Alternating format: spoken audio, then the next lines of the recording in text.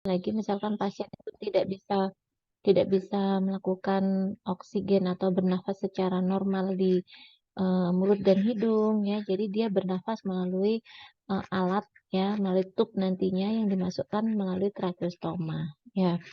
Nah, itu harus dilakukan perawatan setiap hari.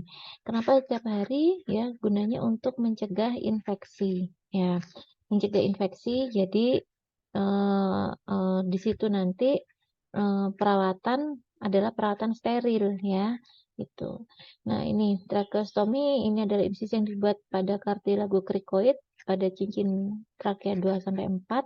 Ini yang melakukan intervensinya adalah dokter, tugasnya perawat adalah melakukan perawatan.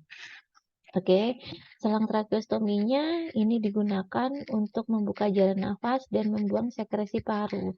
Membuka jalan nafas ini adalah tujuan yang utama. Membuang sekresi paru ini adalah tujuan yang kedua. Kenapa begitu? Karena biasanya pasien-pasien dengan gangguan pernafasan itu terjadi atau penurunan kesadaran, itu terjadi penurunan refleks batuk yang akhirnya menyebabkan penumpukan sekret lebih banyak ya. Indikasinya ini banyak pada kondisi cedera, kondisi paralisis ya, ada yang kelumpuhan, pernah dengar istilahnya Stephen Johnson syndrome. Itu orangnya sadar tapi lemah ya, kelumpuhan mulai dari ekstremitas bawah sampai dengan ke atas, sehingga termasuk diafragma. Jadi kalau tidak bisa bernafas maka harus menggunakan alat yang namanya ventilator atau ventilasi mekanik ini ya. Ya ini selangnya banyak ya, ada yang universal, ada yang single ya, ada yang fenestrated, ada yang tracheal button ya. Jadi kalau yang universal ini ada outer, ada inner, ada obturator. Jadi outer kanul ini adalah mana ya? Jadi outer kanul ini adalah satu kanula yang kalau diletakkan dari luar ya atau semacam tube begitu, dia bagian luarnya dan nanti ada bagian dalamnya gitu ya. Kemudian ada obturator. Obturator itu pemandu, tapi ini biasanya dokternya yang memasang ya. Kemudian dari single kanul. Single kanul ini ukurannya lebih panjang biasanya juga terbuat dari yang bahan yang lebih lentur atau lunak ya, dari plastik, dan itu tidak punya outer gitu ya, jadi dimasukkan langsung melalui stomanya tadi. Fenestrated ini meskipun jarang ya, ini juga punya bentuk yang mungkin hampir sama seperti yang di single kanul tadi, dan biasanya mereka ini punya cuff, jadi masing-masing itu punya cuff. Cuff itu adalah balon yang ketika dia masuk maka cuffnya ini harus digembungkan ya sebagai kunci gitu ya. Besok kita praktekkan apa yang dikunci ya. Tracheostomy ini ada yang selang pendek atau pakai tracheal button, biasanya untuk anak ya atau bayi. Jadi jangan dikira pasien-pasien dengan tracheostomy itu yang dewasa saja, enggak ya, tapi juga yang anak ya atau bayi. Nah, kemudian perawatan tracheostomy ini dilakukan selama setiap hari ya, 1 hari sekali ya, 1 kali sehari ya, dan dalam kondisi tertentu misalkan itu sekretnya banyak maka harus dirawat juga dengan mengganti kasanya ya. Nah, ini diagnosa perawatannya banyak ya, terutama kebersihan jalan nafas tidak efektif, gangguan komunikasi verbal, perubahan membran mukosa. Kenapa gangguan komunikasi verbal? Karena dengan adanya tracheostomi biasanya pasiennya itu serak, tidak bisa berbicara, mengeluarkan suara seperti pada umumnya gitu ya. Jadi kadang mereka menggunakan bahasa apa itu namanya, isyarat gitu. Nah, perubahan membran mukosa oral ini berhubungan dengan trauma mekanik, ada nyeri, ya, perubahan nutrisi, ya, dari kebutuhan atau defisit nutrisi dan juga kurang pengetahuan. Nah, kenapa ada kurang pengetahuan? Karena bisa jadi pasien-pasien seperti ini dilakukan perawatan di rumah gitu. Pernah ingat mungkin atau pernah tahu bungkus rokok itu ada yang lehernya bolong? Nah, itu adalah bekas tracheostomy gitu ya. Jadi kadang kalau anak saya apa namanya, nemu gitu dia suka nanya, "Ini kenapa?" gitu, dilubangin, makanya jangan merokok, gitu ya. Jadi, di iklan-iklan itu sudah digaungkan begitu. Kemudian perawatan rutinnya ini alatnya ada beberapa macam alat, yang ada yang, apa namanya, ada yang steril dan ada yang bersih gitu ya. Jadi selang tracheostomi ini sudah terpasang di manekin besok ya, atau di pasiennya. Ada kom, ada plester, ada normal salin, kasa steril, tali, bengkok, dan juga lidi kapas steril, kemudian ada handuk dan selimut. Nah, ini ada tali, ini talinya tali pita gitu, yang biasanya meteran gitu. Kemudian ada kasa steril ini yang butuh banyak ya, biasanya minimal ada 1, 2, 3, 4, 5, 6, 7, minimal ada 7 gitu ya. Kemudian itu alatnya, nanti ada bak instrumen sterilnya, biasanya, kasa steril dimasukkan di situ ya. Kemudian ada, lidi kapas ini biasanya untuk kultur atau kalau tidak untuk, membersihkan ya. Nanti ada juga NaCl ini untuk kom gitu ya, dimasukkan ke dalam kom. Jadi NaCl-nya ini tetap steril ya. Ada mungkin yang lupa di sini adalah, Transofik ya. Transofik itu adalah alat untuk melubangi NaCl-nya gitu ya. Kemudian ada bengkok, ya sudah, terus ada sikat sebenarnya. Ada sikat untuk membersihkan, selang, atau kanulnya gitu ya. Kemudian persiapan pasien ini ya, Indonesia Rayanya ya, persiapan alat, lingkungan, jelaskan pasien ya. Kalau yang alat yang, intervensi seperti ini tidak perlu inform konsen ya, karena bukan tindakan invasif ya, hanya melakukan perawatan di luar ya.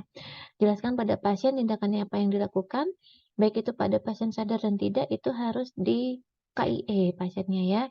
Jadi harus disampaikan meskipun orangnya nggak sadar, "Pak permisi, saya mau melakukan perawatan ini," gitu ya. "Perawatan tracheostomanya, kita ganti kasanya ya Pak," gitu. Jadi tetap meskipun mereka tidak sadar harus kita komunikasikan ya. Jaga privasi dengan tutup tirai, cuci tangan ya, cuci tangan 6 langkah, tuangkan cairan NaCl pada kom, kemudian siapkan dan pasang alat tracheostomi, letakkan alat-alat sterilnya, baringkan pasien pada posisi yang nyaman. Nah, ini sebaiknya ya selama pasiennya bisa supinasi, ya supinasi ya dengan berbaring. Kalau dia tidak bisa, misalkan nyamannya dengan posisi duduk, ya kita pasang dengan posisi duduk ya. Pasang handuknya atau underpadnya ya. Kemudian hati-hati ketika pada pasien yang terpasang ventilator ya. Misalkan pasiennya nggak sadar, terpasang alat ventilator, pasiennya supinasi dengan head elevasi, ya. Jangan lupa membersihkan ini nanti ya, harus di hiperoksigenasi dulu. Jadi pasiennya jangan sampai karena kita melakukan perawatan tracheostomi, ada mungkin yang harus dilepas oksigennya sementara, setelah dilakukan perawatan, pasiennya hiposaturasi. Yang salah itu perawatnya, gitu ya. Jadi dipastikan saturasinya oke, tindakannya dilakukan tidak terlalu lama ya, karena ini nanti bisa mempengaruhi status respiratorik pada pasiennya gitu ya. Kemudian pantau kulit terhadap tanda-tanda infeksi. Masih ingat tanda infeksi apa saja? Apa tanda infeksi? Ada yang bisa jawab mungkin? Atau mau ditunjuk? Rubor, kalor, Eh, dolor, mm-mm. Dolor. hilangnya fungsi. Iya, fungsi olesa, iya. Jadi betul sekali, kemerahan itu yang paling utama. Kemerahan, pembengkakan, ada nyeri, ya. Dan kemerahan ini ada di sekitar stomanya, gitu ya. Saya nggak punya gambarnya ini ya.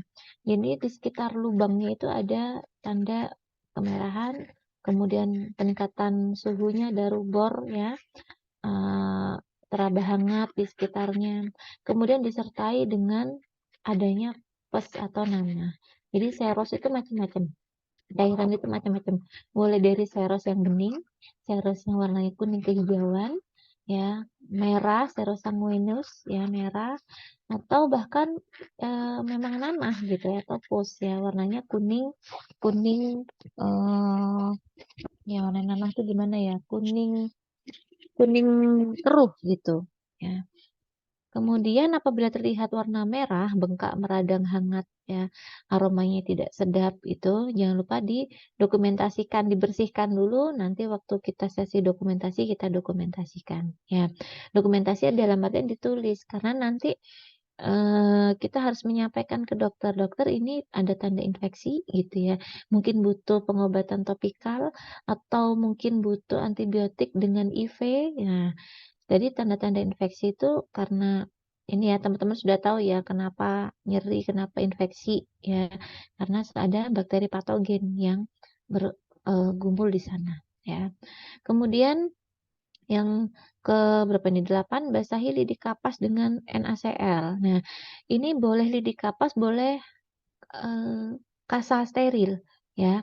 Jadi kalau pakai lidi kapas, jangan lupa diputar ya, jadi kita nanti bagi menjadi 4 kuadran, ya. Jadi ada kuadran kanan atas ya, waktu membersihkannya ya, kemudian dibersihkan yang paling kanan, yang bawah, kiri, atas, dan bawah, ya.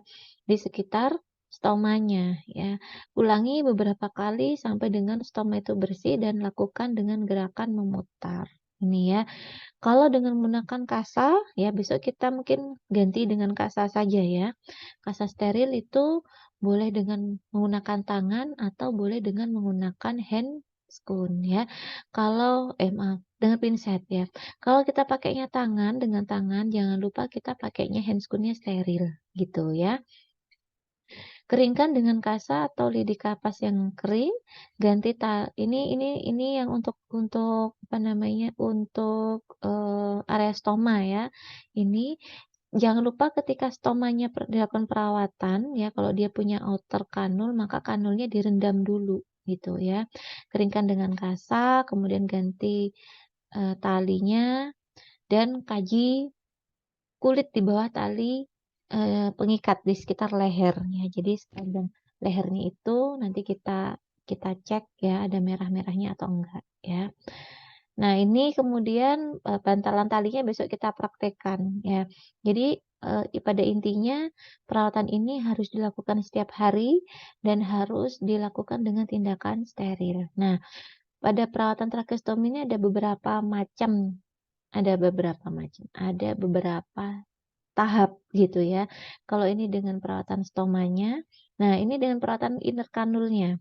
Jadi inner kanulnya itu atau selangnya atau tubnya itu dibersihkan ya, direndam dengan cairan NaCl ya. H2O2 itu hidrogen peroksida itu sekarang sudah nggak digunakan lagi ya, kecuali dia sangat amat kotor, karena ini sifatnya korosif gitu ya. Jadi cukup dibersihkan dengan NaCl, direndam dengan NaCl, kemudian dicuci di bawah air mengalir ya, di bawah air mengalir, kemudian disikat gitu ya, disikat khusus namanya sikat inner kanul. Dibersihkan, kemudian setelah dicuci tadi direndam, diguyur lagi dengan NaCl baru dipasang gitu ya. Bilas kanula dengan NaCl dan dimasukkan lagi ke dalam stoma gitu ya. Kemudian keringkan dengan setelah dibilas tadi dikeringkan dengan kasa baru dimasukkan lagi ke inner kanul ke tempatnya ya. Kemudian itu ada inner kanulnya. Jadi sembari kita tadi melakukan, apa namanya, perawatan stoma, itu inner kanulnya dicuci sendiri ya, namanya perawatan inner kanul, gitu ya. Kemudian yang ketiga ini adalah suction. Nah, suction ini mungkin nanti ada, bahasan tersendiri mungkin ya. Suction praktikumnya sama Bu Dina mungkin ya? Iya, Nurse, besok juga. Iya, sudah mungkin besok ya dijelaskan ya. Jadi suction itu pada pasien anak dan dewasa itu sama, yang membedakan adalah, selangnya gitu ya. Jadi selang atau suction tip, catheter tip namanya. Itu ada yang ukurannya bayi atau anak, ada yang ukurannya dewasa. Kemudian suction itu ada 2, ada yang closed suction, ada yang open gitu ya. Nah, besok mungkin akan dipraktekkan yang open karena, yang close itu biasanya untuk pasien-pasien di ruang ICU dengan terpasang ventilator gitu ya. Oke, kemudian ini yang suction. Nah, ini mengganti dan memasang tali pengikat ya. Mengganti dan memasang talinya. Jadi kalau ada, tracheostomy itu ada ujung-ujungnya itu bolong gitu. Jadi ditali supaya, fix gitu ya, nggak geser kanan kiri. Karena bayangkan kalau pasiennya itu batuk ya, alat tracheostominya tadi copot, nah itu yang dimarahin bukan pasiennya tapi perawatnya ya. Jadi harus difiksasi supaya Eee intact begitu kan, karena itu adalah alat, vital yang memang harus, dijaga, kepatenannya, jadi harus terjamin kondisinya bersih, kering, dan terpasang dengan baik ya. Nah kemudian jangan sampai infeksi tadi sudah ya tanda-tanda infeksi, jadi kalau ada infeksi, nah itu perlu tata laksana lebih lanjut ya, baik itu dari segi perawatan dan juga pengobatan ya. Kemudian tali ini, jangan lupa dicek di kulit di bawah tali ya, karena pertama, kenapa harus dicek itu ada beberapa alasan ya. Pertama, pasien yang terbaring lama itu biasanya, mereka berkeringat gitu ya, belum lagi kalau ada diuresis. Diuresis itu, tubuhnya berkeringat dingin atau ada gangguan sirkulasi gitu ya. Belum lagi kalau ada sekret ya, belum lagi kalau ada darah gitu ya, dan kondisi gesekan dengan kain, pelapis di bawahnya, misalkan dengan bantal, dengan sprei ya, dengan underpad itu kan juga menyebabkan, resiko lecet ya pada kulit. Nah, jadi harus dicek itu karena bisa jadi pasien itu, eee, irritable terhadap bahan tertentu ya, bahan latek terutama ya. Jadi kalau beda merah-merah itu harus dibersihkan dengan kasa dengan NaCl ya. Nah, ini alat-alatnya, jadi memang penggantiannya itu juga sehari sekali bersamaan dengan perawatan stoma, bersamaan dengan pembersihan inner kanul, dan bersamaan juga dengan, apa yang namanya ini, tali ya. Jadi tali pengikat itu diganti bareng sehari sekali. Nah, bersamaan dengan suction enggak? Enggak, karena suction itu bisa dilakukan sehari bisa lebih dari 3 kali ya, tergantung indikasi, sekretnya ya, banyak sekretnya atau enggak, gitu ya. Nah, ini adalah, kebutuhannya ya, jadi tali kemudian dikasih kasa ya, eee, ka dibersihkan area-area yang di sekitar kulit leher di sini ya, dengan menggunakan, NaCl dan juga kasa. Kalau tidak ada NaCl yang hangat, cukup dengan NaCl biasa, karena yang penting steril gitu ya. Kemudian oh kok steril? Bukan, kalau untuk tali ini bersih ya, yang penting pasiennya, bisa dibersihkan dengan bahan-bahan yang, eee, tidak irritable gitu. Jadi menggunakan NaCl. Jangan menggunakan povidone iodine ya, atau apalagi hidrogen peroksida, atau air ya, kan nggak ada minimal air gitu ya. Ya, air itu digunakan untuk pasiennya ketika mandi ya sekalian disekap gitu nggak apa-apa, tapi ketika dia sudah berhubungan dengan tali, maka dibersihkan dengan menggunakan NaCl. Ini yang paling bawah, masukkan tali pengikat yang baru, ini ada 2 cara. Nah, besok kita praktekkan. Ya, sekarang dibayangkan dulu, divisualisasikan dulu. Jadi ada 2 cara ya memang, tapi tidak ada, kaidah ini tidak mengikat. Artinya, ya kan tidak hanya pasien yang unik ya, kadang perawat pun juga punya, style sendiri. Jadi mau dengan gaya yang dimasukkan dari yang kanan, keluar yang kiri ya, atau dibentuk U dibentuk U. dibentuk dengan dimasukkan lipat 2 ujung tali, kemudian disimpul itu juga boleh ya. Jadi ada beberapa cara ya. Dan yang harus dipastikan lagi adalah diberikan jarak sekitar 2 sampai 3 jari. Jaraknya ini tidak terlalu jarak yang dimaksud ini adalah jarak antara leher ya, kulit pasien dengan talinya. Jadi diberikan jarak sekitar 2 sampai 3 jari, dilonggarkan gitu istilahnya. Jadi supaya tidak terkena langsung menempel ke kulit ya, apalagi nggak terlalu rapat gitu. Oke, tali yang terpasang lurus tidak menyilang atau terlipat. Jadi dipastikan talinya tidak ada lipatan gitu ya. Nah, kemudian yang terakhir itu ada sebentar. Hal yang perlu diperhatikan adalah pengikat trakeostomi berhati-hati sewaktu mengganti sehingga selang trakea tidak berubah tempat ya, karena itu beresiko geser ya.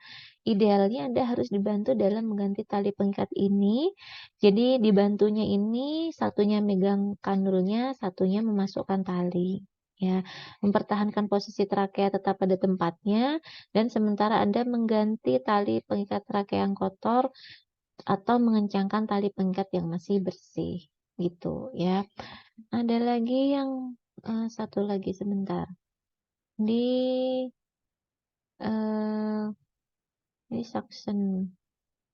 Nah, ini di poin yang apabila diperlukan alas atau bantalan pada tracheostomi ya, masukkan kasa dan putar kasa di sekitar di sekeliling kulit di bawah selang trakea. Jadi di bawahnya alat tracheostominya itu diberikan kasa sebagai bantalan yang bentuknya boleh U ya atau dengan 2 kasa ya. Jadi atas bawah, kemudian ini gunanya hanya untuk memberikan bantalan ya dan untuk menyerap kalau misalkan ada sekret yang keluar dari lubang stoma. Nah, biasanya ketika pasien itu dilakukan suction ya, suction itu boleh ke hidung, boleh ke mulut, boleh ke tracheostomi ya. Jadi ketika ada suction terus pasiennya ada refleks batuk, maka suctionnya harus dihentikan dulu. Nah, sama halnya ketika teman-teman melakukan perawatan tracheostomi, ketika pasiennya batuk, maka jangan memaksa untuk dilanjutkan ya. Jadi diberikan kesempatan dulu, pasiennya kalau sadar batuk diberi tisu atau handuk ya. Baru setelah itu dilanjutkan perawatan tracheostomanya. Gitu ya, tracheostominya. Ya, itu. Jadi ini tindakannya ada perawatan stoma, perawatan inner kanul, dan mengganti tali. Ya. Kemudian ini simpulannya. Jadi sebenarnya memang satu rangkaian ya. Cuman suction itu bisa dilakukan tidak hanya pada tracheostomi gitu, tapi orang yang terpasang tracheostomi harus disaksen gitu, paham ya? Jadi tracheostomi itu apalagi kalau orangnya nggak sadar. Kalau orangnya sadar bisa beraktivitas GCS-nya 456 gitu, ya nggak masalah mau dia sama dia bisa batuk efektif ya, batuk sendiri maka tidak perlu dilakukan suction ya. Suction dilakukan apabila ada penurunan refleks batuk dan adanya sekret di jalan nafas yang tidak bisa dievakuasi secara manual gitu ya. Oke, itu untuk untuk tracheostominya. Iya, iya. Ntar dulu.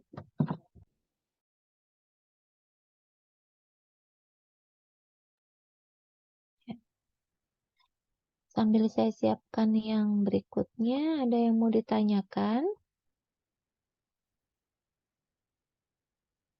Atau kita lanjut dulu?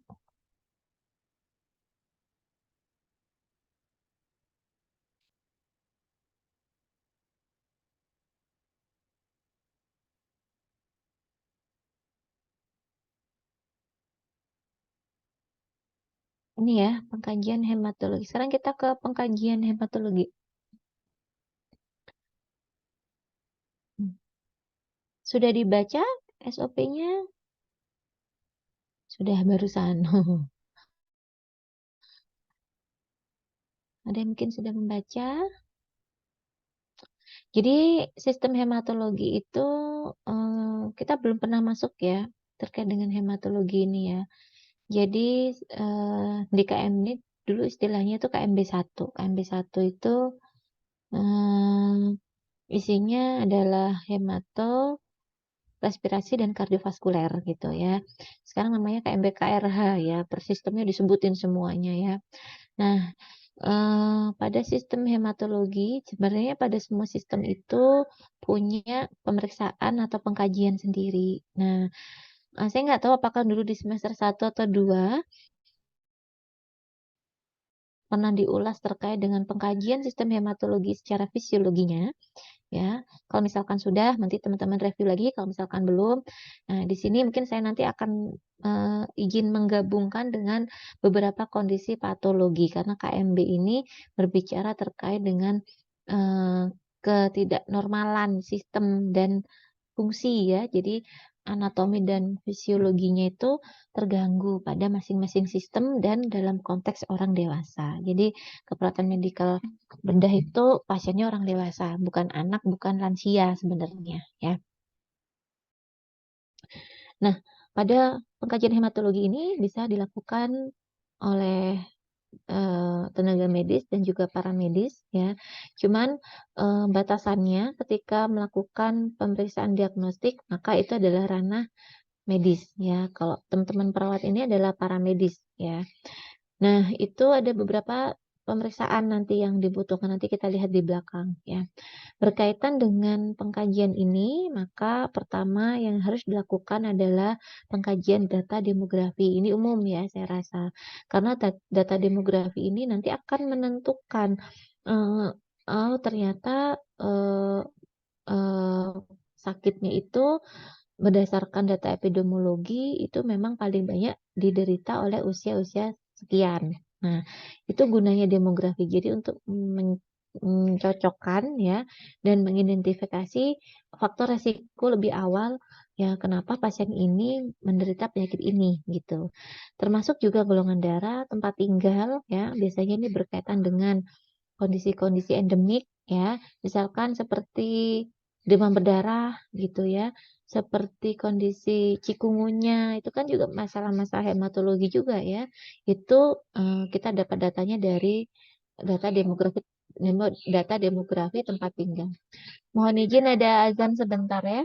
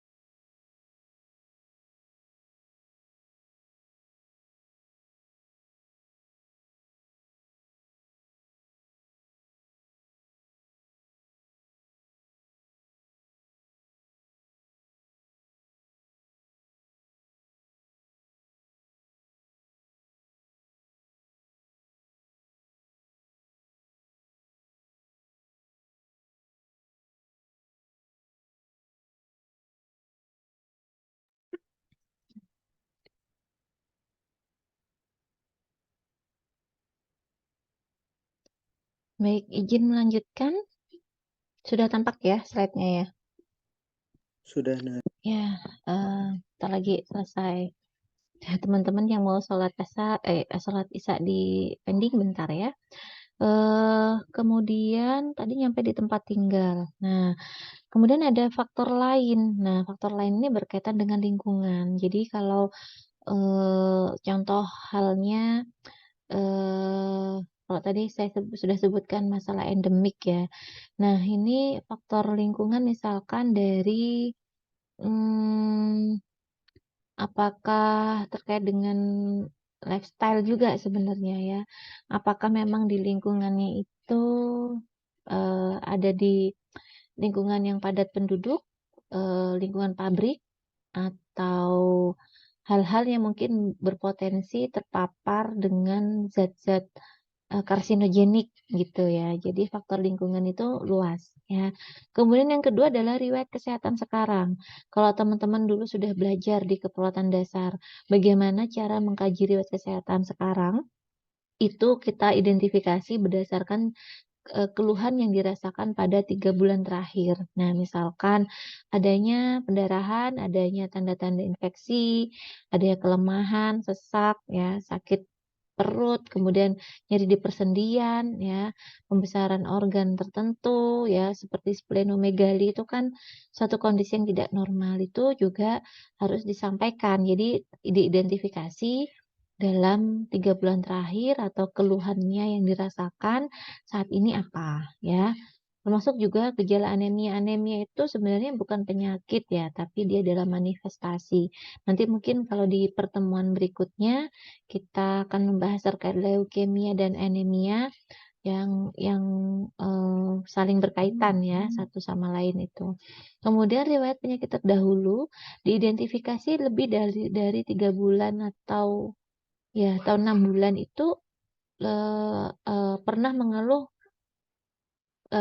gangguan kesehatan apa saja yang mungkin berkaitan dengan masalah hematologi. Adakah riwayat transfusi ya, karena biasanya masalah-masalah hematologi itu relate banget dengan intervensi transfusi. Pasien yang transfusi itu kan nggak mungkin eee normal-normal saja gitu ya, pasti ada manifestasi yang muncul, misalkan HB-nya kurang dari 10 gitu ya, atau trombositnya yang bermasalah gitu kan pada pasien-pasien, DB itu kan bisa saja transfusinya hanya mendapatkan trombosit ya. Regimen pengobatan tertentu, apakah pernah menjalani pengobatan tertentu misalkan dengan kemoterapi, radiasi, ya kemoterapi itu macam-macam, ada yang kemoterapi oral, IV, ya intratekal, dan lain-lain ya. Radioterapi ini adalah radiasi ya, atau mengeluh dengan penyakit kronis lainnya ya. Ini juga ditanyakan saat mengkaji riwayat kesehatan terdahulu. Kemudian berikutnya adalah riwayat kesehatan keluarga. Riwayat kesehatan keluarga ini jangan lupa diidentifikasinya itu minimal keluarga intinya. Jadi nggak usah ditanyakan Pak D-nya gitu ya. Minimal keluarga intinya dulu, baru 3 generasi. Kalau pasien ini masih belum menikah, berarti 3 generasi ke atas, berarti orang tua sampai dengan kakek nenek ya. Kalau si pasien ini punya anak, punya cucu, berarti ya anaknya, cucunya, jadi 3 generasi ke bawah ya.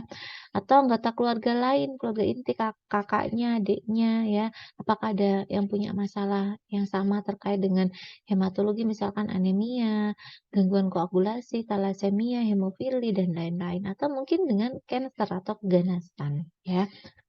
Pemeriksaan fisik yang diberikan di sini adalah dengan melakukan pemeriksaan head to toe ya, sama seperti sistem lainnya, cuman dalam pemeriksaan dalam pengkajian sistem hematologi yang dikhususkan pada pasien ini yang dilihat adalah sirkulasinya. Bagaimana cara ngecek sirkulasinya? Yang pertama adalah kaji adanya konjungtiva anemis, misalkan head to toe ya, mulai dari atas ya. Apakah konjungtivanya pucat atau warnanya pink? Nah, cara memeriksanya bagaimana? Pasiennya suruh duduk atau berbaring ya. Kemudian disuruh melirik ke atas ya, tarik ya kelopak mata yang bawah ya. bagian kulit mata yang bawah ditarik ke bawah dan dilihat di situ, bagian konjungtivanya apakah pucat atau normal, normalnya pink ya. Kemudian yang berikutnya adalah mukosa pucat. Ya, ini menunjukkan anemia ya, baik itu di mukosa, bibir, mukosa di konjungtivanya gitu ya, itu dilihat apakah, normal atau tidak ya. Adanya ikterik atau jaundice, ini mungkin akan sedikit berbeda ketika kita mempelajari keperawatan anak ya, atau bayi baru lahir. Nah, itu ada teori ikterik atau jaundice yang muncul umumnya pada bayi, namanya ikterik neonatorum ya. Jadi kondisi bayi yang kuning gitu, biasanya karena kurangnya asupan ASI atau kurang dijemur gitu ya, kurang vitamin D ya. Menunjukkan adanya hemolisis atau hiperbilirubin ya kalau adanya ikterik. Yang ini hiperbilirubin berarti kondisi bilirubinnya banyak beredar di bawah kulit ya, di luar ekstrasel ya. Kemudian ada peteki ya, bacanya ya tulisannya peteki ya tulisannya ya, tapi bacanya peteki. Menunjukkan adanya trombositopeni ya. Trombositopeni ini artinya kondisi trombosit yang kurang ya. Kemudian ada kondisi glositis atau mungkin ada kondisi pembesaran kelenjar limfa atau limfadenopati ya.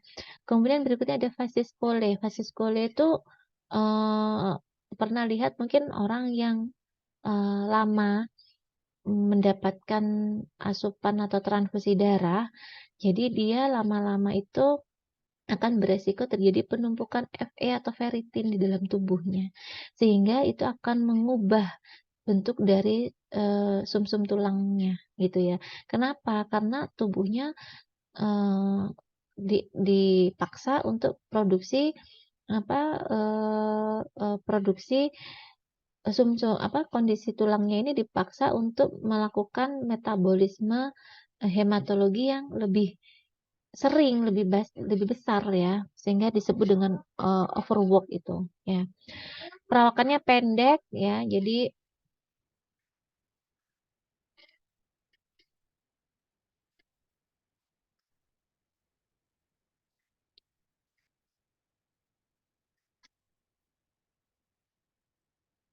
perawakannya pendek tapi tulang rahang atau tulang wajahnya itu besar gitu ya. Itu pada kondisi tertentu dengan gangguan hematologi. Kemudian berikutnya adalah sistem integumen. Nah, sistem integumen ini kaji warna kulit ya, kulitnya anemis tidak, jaundice tidak ya. Kemudian ada perdarahan tidak di bawah kulit ya. Pernah melihat pasien dengan demam berdarah, itu kan ada bintik-bintik tuh di bawah kulit. Nah, itu namanya peteki ya. Karena kondisi trombosit yang rendah. Jadi harus dibantu ya dengan pemberian obat oral atau mungkin dengan transfusi trombosit ya, atau TC. Berikutnya adalah sistem kardiovaskuler. Ini kaji kalau misalkan ada ya normalnya S1, S2 ya, suara jantung 1, suara jantung 2. Kalau ada suara jantung 3 dan 4 ini yang abnormal. Biasanya muncul pada kondisi anemia yang berat ya dengan disertai masalah kardiovaskuler ya. Selanjutnya adalah sistem GI tract. Di sini ada pembesaran organ ya, termasuk juga spleno atau hepar ya. Jadi kadang ada hepatosplenomegali atau splenomegali saja. Kenapa organ hepar dan limfa? Karena memang di situ adalah tempat produksi sel-sel darah merah. Jadi sel-sel darah merah itu diproduksi di tulang iya, sumsum tulang belakang iya, di renal iya, di hepar limfa juga iya ya. Sistem neurologi ini kalau misalkan sampai dengan gangguan sirkulasinya parah, maka akan menyebabkan gangguan sirkulasi secara sistemik dan pasiennya menjadi tidak sadar ya. Kemudian ada sistem muskuloskeletal. Si muskuloskeletal ini biasanya kondisi-kondisi tertentu yang diakibatkan karena adanya penyebaran ke sel ganas ya, biasanya karena amami atau mungkin karena multiple myeloma atau mungkin kondisi memang osteosarkoma gitu ya. Itu juga sering kali dijumpai pada pasien-pasien dengan gangguan cell alteration ya, perubahan sel. Nah, ini adalah kondisi defisiensi zat besi ya. Coba dicek kukunya sendiri-sendiri apakah sampai dengan spunir. Jadi ini ada cowong atau cekung ya. Ini adalah kondisi pembesaran hepar, nah, limfa, jadi splenomegali ya, sebenarnya ya memang, dulu itu pemeriksaan seperti ini memang benar-benar digambar gitu ya. Nah sekarang dengan adanya alat yang canggih ya, USG itu nggak perlu sampai menggambar seperti ini ya. Nah, yang tadi adalah pemeriksaan, demografi dan juga pemeriksaan pengkajian, fisik ya, head to toe-nya. Kemudian yang ini yang berikutnya adalah pemeriksaan diagnostik hematologi. Jadi pemeriksaan diagnostik ini menjadi penting teman-teman, ya. Karena nanti bisa jadi mungkin nanti pada pada sistem kardiorespirasi, ya teman-teman akan menemukan ini juga, ya. Karena jantung itu kan, kardiovaskuler itu kan punya tiga tiga item penting ya. Pertama adalah jantung sebagai pompanya, kedua adalah pembuluh darah sebagai pipanya, ketiga adalah darah sebagai isi pipanya. Nah, darah ini hematologi ya, itu adalah komponen ya di dalamnya, sehingga pasien-pasien dengan gagal jantung itu juga masih relate ya, apalagi kalau dilihat dari kondisi HB gitu ya. Nah, sebagian besar penyakit hematologi itu menimbulkan kerusakan pada sistem hematopoietik, hemostatik, atau retikuloendotelial. Kerusakan ini dapat bersifat secara kuantitatif, ya. Kuantitatif ini maksudnya secara selnya meningkat, jumlahnya juga sama meningkat, ya. Ukurannya makin membesar. Nah, kualitatif ini selnya ada, tapi kualitasnya nggak bagus. Jadi banyak sel yang imatur atau mati ya, atau dia cacat ya dalam kapasitas fungsional normal ya. Sehingga kalau dikombinasikan keduanya itu harus dicek apakah kuantitasnya bagus dan kualitasnya bagus ya. Untuk itu pemeriksaan lab ini tepat dibutuhkan untuk mendiagnosis adanya gangguan hematologi gitu ya, yang sekalian sebagai bentuk evaluasi terhadap satu hasil pemeriksaan atau tindakan diagnostik. Misalkan pasien dengan kemoterapi. Pasien kemo itu kalau HB-nya kurang, albuminnya kurang, maka tidak akan dilakukan terapi kemo gitu. Dan sama halnya ketika pasien setelah transfusi. Setelah transfusi itu pre dan post itu harus dicek HB-nya berapa. Apakah memang sudah cukup dengan dengan transfusi 4 labu ini sudah bisa menaikkan atau meningkatkan nilai HB2 atau berapa, atau mungkin masih kurang. Nah, itu sebagai bentuk evaluasi terhadap satu tindakan. Tes yang paling umum digunakan adalah tes CBC ya, atau complete blood count ya, KBK, atau smear perifer darah, hapusan darah tepi. Nah, ini contohnya mana ya? Ah, ini adalah contohnya hasil nilai rujukannya. Jadi eritrosit ini adalah komponen yang paling penting ya, dia adalah sel darah merah, di mana ketika seseorang itu kekurangan sel darah merah, maka Eee karena sel darah merah ini berikatan dengan oksigen, maka ketika sel darah merahnya kurang, ya oksigen yang dibawa ke jaringan tubuh itu juga akan kurang, ya. Satuan normalnya ini laki perempuan ini ya.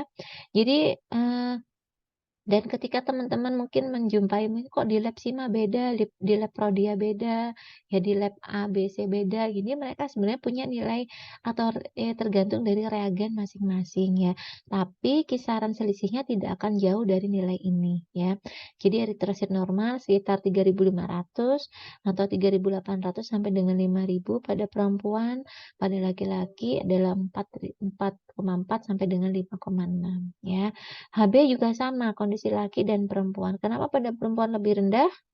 Karena setiap Haid. bulannya karena setiap bulannya itu perempuan menstruasi, sehingga nilai kadar eritrosit atau HB yang sekian ini, itu sudah bisa dikatakan sebagai indikasi normalnya pada wanita, karena dia akan terus berproduksi, ya. Sel darah merah kita umurnya berapa sih? 3 bulan ya. Jadi kalau 120 hari sekali sel kita itu mati dan tumbuh ya, gitu. Jadi kalau dia kurang dari itu atau mungkin produksinya lebih dari itu, ya biasanya akan menimbulkan masalah-masalah hematologi yang lain. Nah, berikutnya adalah hematokrit. Hematokrit ini adalah prosentase darah terhadap volume. Nah, ini akan menurun ya pada kondisi misalkan kondisi luka bakar. Nah, kalau luka bakar itu kulit kita itu kan sebagai, ini ya, fungsinya sebagai barrier ya. Sehingga kalau kulitnya terbakar atau terkelupas, kita tidak ada barrier dan akhirnya elektrolit atau cairan tubuh itu akan mudah menguap. Nah, sehingga pasien luka bakar itu sangat beresiko dehidrasi, ya gitu. Nah, kalau dia dehidrasi, artinya cairan tubuhnya lebih sedikit daripada yang seharusnya, maka nilai hematokritnya akan lebih rendah ya, sehingga volume darahnya itu sedikit, sel darah merahnya sedikit, jadi hematokritnya atau Hc-nya akan berkurang. Ini satuannya persen. Nah, ini berikutnya adalah basofil, eosinofil ya. Mungkin nanti, di mata kuliah anemi nanti saya akan jelaskan lebih detail bagaimana basofil dan eosinofil itu diturunkan ya. Ini saya jelaskan di sini sebagai pemeriksaannya saja dulu. Jadi basofil, eosinofil ini, diidentifikasi biasanya bentuknya, jumlahnya ya, tidak lebih dari, 0,0 sampai dengan 2 ya.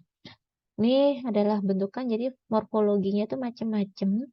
Ya, saya nggak tahu apakah dulu di keperawatan apa ya, kalau ngomongin mikro mungkin gitu, pernah ditunjukkan gambarnya sel darah merah, sel darah putih, pernah ya mungkin ya. Jadi bentukannya normalnya gimana, anemia sel sabit itu seperti apa gitu ya. Nah itu, apa namanya, ada jumlah, ada kuantitas, ada kualitas. Jadi semakin ya kan nilai normalnya tadi ya seperti yang ada di atas. Tapi kalau nilainya jumlahnya normal, tapi secara kualitas dia tidak bagus. Artinya banyak yang nggak matang secara sempurna. Belum 120 hari sudah lisis, gitu, sudah mati. Nah, itu tidak terhitung sebagai sel normal ya. Jadi dia gugur ya. Ini berikutnya adalah LED. Ada LED ini adalah komposisi plasma serta perbandingan eritrosit dan plasma. Ini leukosit. Nah, leukosit yang paling sering kita dan ini harus hafal ya teman-teman, leukosit adalah suatu marker, tubuh terhadap suatu kondisi infeksi. Sehingga kalau jumlahnya berlebihan atau kekurangan namanya leukopeni, bukankah kalau leukosit di bawah 3.000 bagus, Bu? Ya bagus, cuma kalau dia sampai dengan katakan mungkin, 1.500 itu atau mungkin 1.000 atau bahkan mungkin cuma 300, nah itu suatu masalah ya. Jadi jangan dikatakan nggak apa-apa, tapi itu adalah apa ya. Jadi itu adalah masalah, biasanya terjadi pada pasien-pasien dengan leukemi. Yang awalnya leukositnya tinggi ya lama-lama karena efek terapi juga dia bisa menjadi leukopeni. Oke, berikutnya dia adalah MCH, morfologi seluler, apa ya hanya saya lupa. Yaitu MCH, ada MCHC ini adalah bentuk, morfologi dari, apa namanya, jumlah selnya dan dari sel darah merah terutama ya, itu dilihat dan itu biasanya punya rasio sendiri gitu ya. Di MCV juga sama, indeks untuk menentukan ukuran sel darah merah ya, sel ukurannya bagaimana, apakah dia, matur tapi, nggak normal bentukan selnya. Yang normal adalah normositik. Ya, ini ukurannya ini dalam bentuk satuan, FL ya, kurang dari 80 FL atau kalau lebih dari 100 ya. Trombosit. Nah, trombosit ini ada yang mengatakan 150 sampai 400. Nah, tapi range-nya tidak jauh beda ya. Jadi 170.000 ini satuannya ya, sampai dengan 380.000 ya.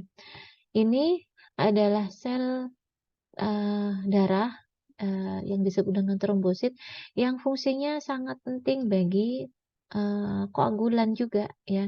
Sehingga kalau dia terjadi, apa namanya, terjadi, non deaktivasi ya, atau jumlahnya kurang plateletnya, maka akan beresiko terjadi penurunan faktor koagulan. Faktor koagulan itu ada 9, 1 sampai 9 ya dulu. Ya insyaallah mudah-mudahan sekarang juga sama ya. Jadi, itu akan berkurang sehingga kalau seseorang terjadi trombositopeni maka yang terjadi adalah mudah bleeding, mudah mimisan kayak pasien-pasien DB itu ya. Kenapa mimisan? Karena trombositopeni gitu ya. Ini yang berikutnya adalah smear perifer darah. Ini pemeriksaan darah, hapusan darah, biasanya untuk mengidentifikasi apa? golongan darah mungkin ya. Nah, ini contohnya seperti ini.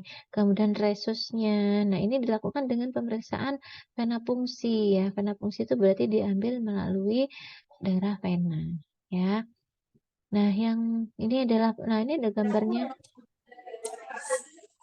Jadi ada trombositnya, ada neutrofil semennya, ada kondisi limfosit dan juga eosinofil, dan juga ada basofil. Di sini ini dipakai apusan darah ya. Cor suaranya bisa di-mute. Ini siapa? Dan yang terakhir, nah akhirnya, ini ada aspirasi dan biopsi sumsum tulang. Aspirasi kenapa disebut dengan aspirasi? Biasanya BMP ya, bone marrow puncture. Contoh gambarnya, nah ini contoh gambarnya. Jadi begini, ini pasiennya dalam kondisi tengkurap. Yang di BMP ini adalah tulang di stern, bisa di apa namanya, di area sakrum, tulang belakang ya. Pasiennya ini ya hampir sakrum gitu ya. Dalam kondisi tengkurap kemudian dianestesi ya. Gambar yang A ini jarumnya dimasukkan. Setelah itu masuk di area tertentu ya, nanti yang kasih marker dokternya, dan yang melakukan BMP ini adalah dokter. Jadi tugasnya perawat apa? Melakukan persiapan ya, anestesi. Yang kasih anestesi ini perawatnya, yang nge-draping ini perawatnya, yang melakukan edukasi perawat, yang melakukan perawatan setelah diambil tindakan yang C di biopsi ini juga perawat ya. Jadi yang A ini setelah jarumnya dimasukkan ya, diaspirasi. Aspirasi itu berarti cairannya diambil. Nah, setelah cairannya diambil ya, spatnya ini dibuka, jarumnya ditusukkan lagi ke dalam ya sampai didapatkan jaringan tulang. Nah, yang merah-merah gambar C ini adalah jaringan tulang. Gitu, ditaruh di atas kasa, nanti dilakukan pemeriksaan PA. PA itu patologi anatomi. Jadi, ini yang A aspirasi, yang C adalah biopsi. Nah, gitu gambarannya ya. Lebih enak kalau pakai gambar ya. Jadi aspirasi dan biopsi ini dilakukan untuk menilai kuantitas dan kualitas setiap jenis sel yang ada di sumsum tulang. Ya, kenapa? Karena diproduksi paling banyaknya di sumsum tulang, ya kan? Jadi idealnya cairan sumsum tulang itu tidak berwarnanya jernih ya, tidak merah, tidak kuning, apalagi hijau ya. Kalau ada tanda kuning hijau itu berarti ada tanda infeksi ya. Digunakan untuk mendokumentasikan atau mengidentifikasi adanya masalah keganasan di sumsum tulang atau masalah lainnya di cairan CSS atau cerebrospinal yang dilakukan dengan aspirasi melalui jarum tadi ya. Diaspirasi dari os ilia ke atas, aspirasinya hanya menyediakan sampel darah dan aspirasi ini mungkin cukup untuk mengevaluasi kondisi tertentu seperti anemia ya. Nah, pada beberapa waktu yang lalu saya ketemu dengan seorang pasien yang dalam kurun waktu 3 tahun sebelum meninggal, pasiennya sudah meninggal ya. Anak ini dengan limfoma NHL ya. NHL itu ada 2 ya, limfoma Hodgkin dan non-Hodgkin. Nah, itu ada masalah kok dia terus-menerus anemi gitu ya. Akhirnya dia harus ditransfusi. Nah, ada suatu ketika ada nyeri di area ulu hati, ada benjolan dan lain-lain. Nah, ternyata setelah dilakukan pemeriksaan biopsi, barulah di situ tahu bahwasanya anak ini adalah menderita limfoma ya, bukan leukemia. Jadi dari situ hasil Hasil pemeriksaan secara hematologinya itu spesifik gitu ya. Nah, itu nanti tugasnya PA ya. Oh, ini limfoma Hodgkin, oh ini limfoma not Hodgkin, oh ini leukemi, oh ini yang CML atau ALL. Nah, itu dari hasil pemeriksaan BMP atau biopsi tadi. Nah, tindakan ini memerlukan informed consent sehingga tugasnya perawat adalah memberikan edukasi sebelum dilakukan tindakan apa dan sesudah apa. Nah, biasanya pada kondisi seperti ini harus dilakukan insersi anestesi ya, baik itu dengan menggunakan 3 ampul atau 4 ampul itu tergantung dari respon pasien ya. Jadi normalnya setelah dilidokain kan nggak kerasa ya, kalau dia masih bisa merasakan sensasi berarti dosis anestesinya kurang. gitu. Nah, setelah dilakukan tindakan, edukasinya juga sama. Jadi, jarumnya tuh lumayan lumayan besar ya, jadi sangat nyeri tapi dalam jangka waktu yang singkat. Jadi bener harus diajarkan teknik relaksasi, jangan sampai waktu jarumnya nancep pasiennya lompat. Nah, nggak lucu ya. Jadi harus tarik nafas dalam, harus diajarkan itu beberapa kali sebelum tindakan. Kemudian setelah tindakan, pasien ini nggak boleh kena air dulu lukanya, karena itu kan jarumnya lumayan tuh ya, kalau mungkin itu, 2 sampai 3 mili ya, diameter jarumnya ya, dan ditutup dengan plester ya, ditutup dengan kasa dan juga, kasa steril dan juga plester.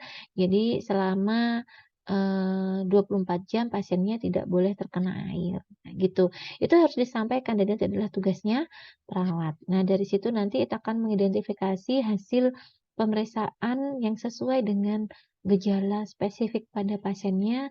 Oh, ternyata suka anemi karena memang masalahnya ini gitu ya. Jadi identifikasi masalahnya dengan pemeriksaan diagnostik. Baik, ternyata yang terakhir ya itu. Nah, pada pemeriksaan ini tentunya, pemeriksaan hematologi itu, tindakannya paling utama adalah pengambilan sampel darah vena. Nah, teman-teman waktu di keperawatan dasar dulu kan sudah pernah tuh ya diajarin bagaimana cara mengambil darah vena, sudutnya berapa gitu ya. Nah, ini di sini nanti kita berbicara terkait kelainannya gitu ya, mungkin nanti di pertemuan berikutnya anemi dan leukemi. Ya, saya rasa itu mungkin yang bisa saya sampaikan, terkait dengan pengkajian atau pemeriksaan pada sistem hematologi dalam konteks keperawatan medikal bedah. Ada yang mungkin kurang jelas atau, perlu diklarifikasi dari materi yang sudah disampaikan, baik itu perawatan trakeostomi dan juga pengkajian hematologi.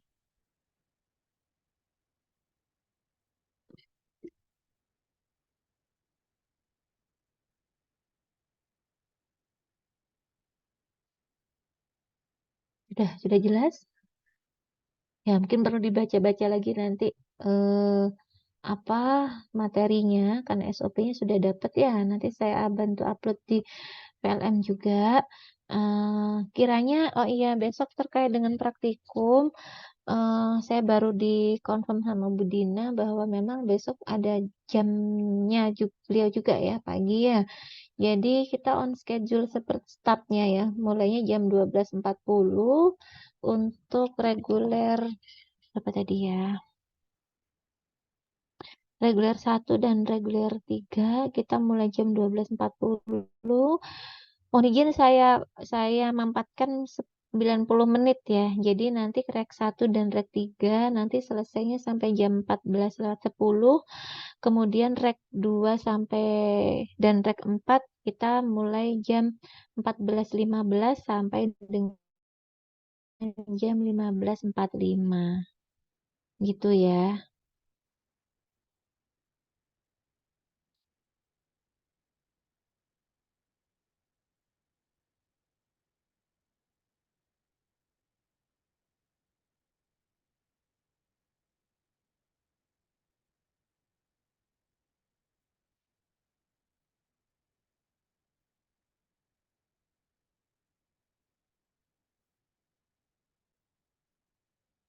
Ya, oh sudah jelas. Baik.